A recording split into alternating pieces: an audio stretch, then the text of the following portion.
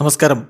Raf talk ഫുട്ബോളിലേക്ക് അവർക്കും സ്വാഗതം. വേൾഡ് കപ്പിൽ ബ്രസീൽ ടീമിൻ്റെ പരാജയത്തിന് കാരണമെന്താണ്? എവിടെയാണ് പിഴച്ചത്? കാർലോ അഞ്ചലോട്ടി ഒടുവിൽ തുറന്നു പറയുകയാണ്. യെസ്, അദ്ദേഹം ഒരു ഇൻ്റർവ്യൂ ESPN കൊടുത്തിരിക്കുന്നു. അതിലാണ് ആദ്യമായിട്ട് കുറേ കാര്യങ്ങൾ തുറന്നു പറയുന്നത്. എവിടെ പിഴച്ചു നോർവേക്കെതിരെയുള്ള കളിയിൽ? അദ്ദേഹത്തിൻ്റെ വിശദീകരണത്തിലേക്കൊന്ന് പോവുകയാണ്. അദ്ദേഹം പറയുന്നു, തീർച്ചയായിട്ടും വേൾഡ് കപ്പിൽ നമ്മൾ മികച്ച രൂപത്തിൽ തന്നെയാണ് കാര്യങ്ങൾ ചെയ്തിരുന്നത്. ഒരു വർഷത്തെ സമയം കിട്ടി, നന്നായിട്ട് പ്രിപ്പയർ ചെയ്തു. ലോജിസ്റ്റിക്കലി നാഷണൽ ടീം വളരെ മികച്ച രൂപത്തിൽ ഓർഗനൈസ് ചെയ്തിരുന്നു. കളിക്കളത്തിലും അങ്ങനെയൊക്കെ തന്നെയായിരുന്നു. ട്രെയിനിങ് മികച്ചതായിരുന്നു. പ്ലെയേഴ്സിൽ എനിക്ക് വിശ്വാസമുണ്ടായിരുന്നു. ത്രൂ ഔട്ട് ദി ഇയർ ടീമിൻ്റെ പെർഫോമൻസ് മികച്ചതായിരുന്നു. അതോടൊപ്പം തന്നെ ഞാൻ തിരഞ്ഞെടുത്ത 26 താരങ്ങൾ വേൾഡ് കപ്പിന് ഏറ്റവും മികച്ച രൂപത്തിൽ പറ്റിയവരായിരുന്നു. നമ്മൾ കഴിഞ്ഞ വർഷത്തെ പ്ലാനും കാര്യങ്ങളൊക്കെ നോക്കുമ്പോൾ നല്ല രൂപത്തിൽ പോയി. ചില ഇഞ്ചുറികളാണ് പ്രശ്നമുണ്ടാക്കിയത്. മിലിറ്റാവോ, റോഡ്രിഗോ, എസ്റ്റവായോ അവരെല്ലാം ഇഞ്ചോർഡായി. വെസ്ലി വേൾഡ് കപ്പിന് തൊട്ടു മുമ്പ് ഇഞ്ചോർഡായി. വേൾഡ് കപ്പിനിടക്ക് റാഫിഞ്ഞോക്ക് ഇഞ്ചുറി പറ്റി. സോ നമുക്കവിടെ പ്ലാനുകൾ ചേഞ്ച് ചെയ്യേണ്ടി വന്നു. പക്ഷെ ഞാൻ വിചാരിക്കുന്നത് വേൾഡ് കപ്പ് നമ്മൾ യഥാർത്ഥത്തിൽ പരാജയപ്പെടുന്നത് നോർവേക്കെതിരെയുള്ള മത്സരത്തിൻ്റെ രണ്ടാമത്തെ ഹൈഡ്രേഷൻ ബ്രേക്ക് മുതലാണ്. എന്താണെന്ന് വെച്ചാൽ അതുവരെ നമുക്ക് ശരിക്കും കൺട്രോൾ ഉണ്ടായിരുന്നു. ശരിയാണ്, നോർവേക്കായിരുന്നു കൂടുതൽ ബോൾ പൊസിഷൻ. പക്ഷേ ആ ബോൾ പൊസിഷനൊക്കെ കൂടുതലും അവരുടെ ഹാഫിലായിരുന്നു. നോർവേ സെയിം ഗെയിമാണ് ഇംഗ്ലണ്ടിനെതിരെ കളിച്ചത്. അവർ ഗെയിം കൺട്രോൾ ചെയ്തു. പക്ഷേ ഇൻ ദി എൻഡ് അവർക്ക് ഇംഗ്ലണ്ടിനെതിരെ വിജയിക്കാൻ പറ്റിയില്ല.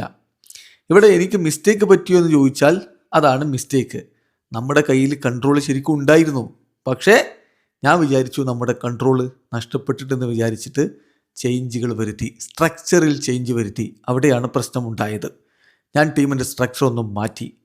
അതിനുശേഷമാണ് എർലിംഗ് ഹാലൻഡിൻ്റെ ഗോൾ പിറക്കുന്നത്. ദെൻ വേൾഡ് കപ്പ് പോലുള്ളൊരു ടൂർണമെൻറ്റിൽ രണ്ടാം പകുതിയിൽ ആ ഒരു ഘട്ടത്തിലേക്ക് ഗോൾ വീണാൽ പിന്നെ തിരിച്ചു വരിക എന്നുള്ള എളുപ്പമല്ല. നമുക്ക് എന്നിട്ടും തിരിച്ചു വരാനുള്ള ഓപ്പർച്യൂണിറ്റി ഉണ്ടായിരുന്നു. പക്ഷെ അതിന് സാധിച്ചില്ല എന്നാണിപ്പോൾ കാർലോ അഞ്ചലോട്ടി പറഞ്ഞത്. അപ്പോൾ അഞ്ചലോട്ടിയോട് വീണ്ടും ചോദിക്കുന്നുണ്ട്, നെയ്മറെ ആ കളിയിൽ ഇറക്കിയത്, അതായത് സെക്കൻഡ് ഹാഫിൽ പിന്നെ നെയ്മർ 60 മിനിറ്റിന് ശേഷം ഇറക്കുന്നുണ്ട്, അത് പാളിപ്പോയ തീരുമാനമായിരുന്നോ? അദ്ദേഹത്തിൻ്റെ മറുപടി, നോ, നെയ്മർ ആ സമയം കളിക്കളത്തിലേക്ക് വരുമ്പോൾ ഞാൻ റയാനെ പിൻവലിച്ചു, എൻട്രിക്കിനെ കളിക്കളത്തിലേക്ക് വിട്ടു.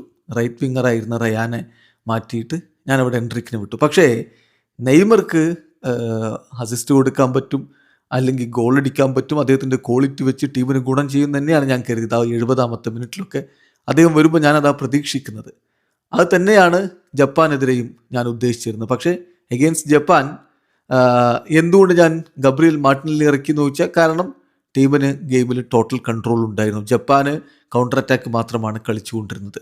സോ ഗോൾ സ്കോർ ചെയ്തോ ഇല്ലയോ എന്നുള്ളതല്ല, പക്ഷേ ഇറ്റ് വാസ് എബൌട്ട് ഞാൻ നെയ്മർ ജൂനിയറെ കളിക്കളത്തിലേക്ക് എക്സ്ട്രാ ടൈമിലാണ് ജപ്പാനെതിരെ ഇറക്കാൻ വേണ്ടി വിചാരിച്ചിരുന്നത്.